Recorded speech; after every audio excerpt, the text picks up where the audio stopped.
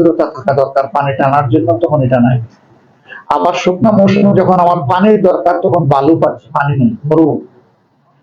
তো এইটা তো একদিনে হয়নি, এটা হয়েছে দীর্ঘদিনে। কিন্তু প্রতি বছরই কিন্তু নদী খননের জন্য, নদী শাসনের জন্য একটা বাজেট থাকে, পানি সম্পদ মন্ত্রণালয়। এই কাজটা চমৎকার ভাবে আমাদের দেশে হয় বর্ষার মৌসুমে। যখন আমাদের কাজ হয় না, তবে টাকাগুলো চলে যায় পানিতে, জলে ভাসে। আমরা এই জন্য দেখেছেন যে বাজেট অধিবেশনে সুস্পষ্ট প্রস্তাব তুলেছি যে আমাদের ফিসক্যাল ইয়ার পরিবর্তন করতে হবে। এখন আসে জুলাই টু জুন, এটাকে করতে হবে জানুয়ারি টু ডিসেম্বর। আমাদের দেশে আরেকটা সুবিধা, প্রথম 9 মাস বৈশাখের মতো চলে, আর শেষের 3 মাস হকের গতিতে আমাদের উন্নয়ন হয়।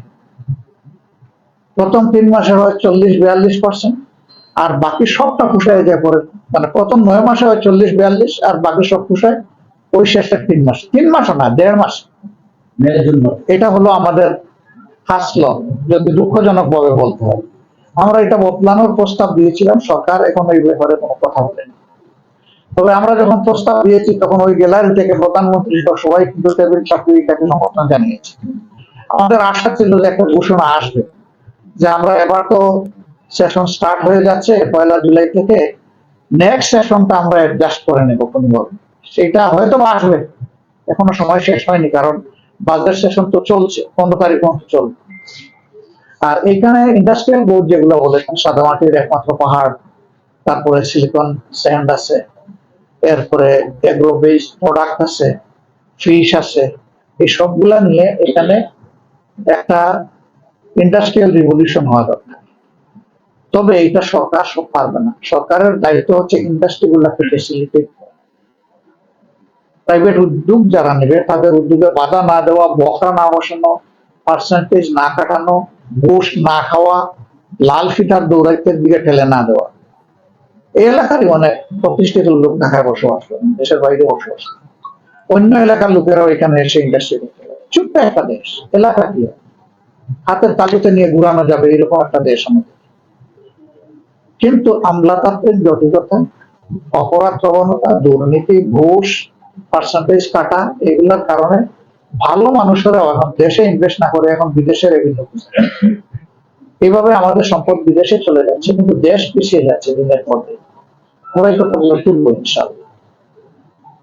উনি যেটা তুলেছেন তথ্য প্রযুক্তির বিষয়ে, সেটা তো সারা দেশেরই ব্যাপার, সে নিয়ে আমরা কথা বলেছি। আরেকজন বলেছেন যে সীমান্তে কিছু সমস্যা, আমরা এই ব্যাপারে আমাদের দৃষ্টিভঙ্গি কি ভূমিকা, আপনারা দেখেন আমরা একটা নোটিশ জমা দিয়েছিলাম সীমান্ত সমস্যাগুলো নিয়ে আলোচনার জন্য। সরকার এখনো নোটিশটা আমাদেরকে আলোচনা করতে দিচ্ছে না। এখন আবার 7 তারিখ থেকে শুরু হবে, আমরা আবার শুরু করব। আমাদের অন্য সদস্যদেরকে দিয়ে নোটিশ দিয়েছিলাম, এখন হয়তো আমাকে দিয়ে দিতে হবে। যদি আমাকে দিয়ে এই নোটিশ অ্যাকসেপ্ট না হয় তাহলে আমাকে দাঁড়িয়ে যেতে হবে, কথা বলতে হবে। আমি ওইভাবে চাইছিলাম যে নোটিশটা সুন্দরভাবে আসুক, দেশ তো সবার, প্রবলেমও সবার, আমরা প্রবলেমটা ডিসকাস করি, শেয়ার করি, সমাধান বের করি। সংসদ থেকে ঐক্যবদ্ধ একটা আওয়াজ উঠলে সারা দুনিয়াটা সহায় করে, মেসেজ যাবে বহু জায়গায় যে জাতি ইউনাইটেড। এই 350 এখন আছে 348 জন, এই 348 জন মানেই তো 18 কোটি বাংলাদেশ, মানুষের বাংলাদেশ। এই আওয়াজটা যাওয়ার দরকার ছিল। তবে আমি প্রাইমারিলি আপনাদেরকে এতটুকু বলবো যে দেশ আমাদের যেহেতু সবার, 1 ইঞ্চি জায়গা কেন একটা বালুর উপরে কাউকে পা রাখতে দেবে, এই জায়গায় আমাদের বিজিবির পাশাপাশি আমরা সবাই বিজিবি হয়ে আমরা ওখানে দাঁড়াই যাবো। বিজিবির হাতে অস্ত্র থাকবে, আমাদের বুকের দেশপ্রেমের অস্ত্র নিয়ে আমরা দাঁড়াই যাব। এবং বহু জায়গায় দাঁড়িয়ে গেছে বলে ওরা পারে নাই কিছু। কিন্তু এটা দুঃখজনক, তারা বলে যে তারা আমাদের বন্ধু দেশ। বন্ধু দেশ কি মানুষকে এরকম মানে বিব্রত করবে, ক্ষতিগ্রস্ত করবে? বন্ধুত্বের পরিচয় এইভাবে হয় না। বন্ধুত্বের পরিচয় দেওয়ার জন্য আমরা সকলকে, সংশ্লিষ্ট সকলের প্রতি আহ্বান জানাই।